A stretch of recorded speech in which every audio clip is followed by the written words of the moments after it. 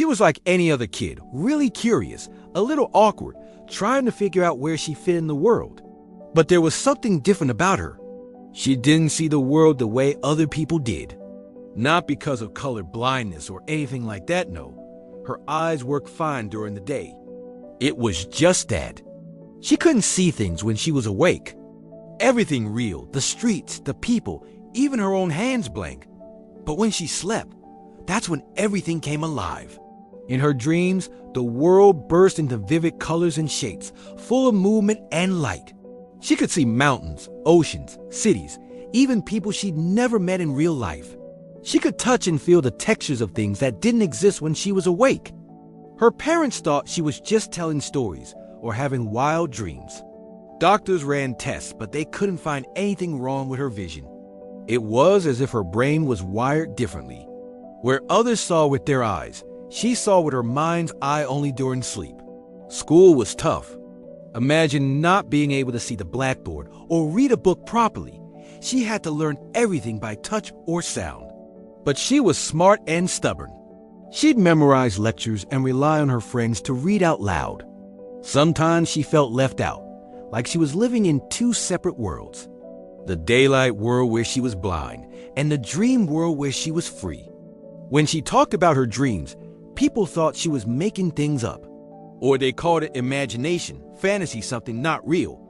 But for her, the dream world was her real home. Over time, she started keeping a dream journal. Her mom would help her write down everything she could remember right after waking up. The stories she told were incredible. Some nights, she traveled to castles in the clouds. Other nights, she walked through ancient forests with creatures that had never been seen before.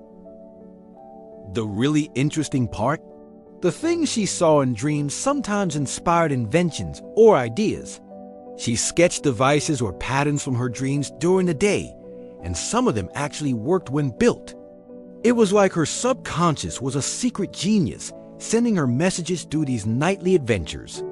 One night, she dreamed of a stranger, a person who seemed to understand her completely, who showed her a way to bring her dream vision into the waking world, little by little.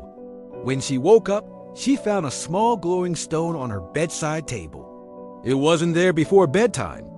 That stone became her talisman, something to remind her that the dream world wasn't just inside her head, it was a doorway. She started experimenting, closing her eyes during the day and calling on the dream vision. Slowly, she could start making out faint outlines and colors in her waking life. It wasn't perfect, kind of blurry, but it was there. Her journey was far from easy. Fear and frustration followed her every step since most people just didn't get it. But through the dream world, she found hope and strength. The impossible started to feel real in small ways. She taught herself that seeing wasn't just about using your eyes. Sometimes, it's about trusting what your heart and mind can do when given a chance. And sometimes, the clearest vision comes when you close your eyes.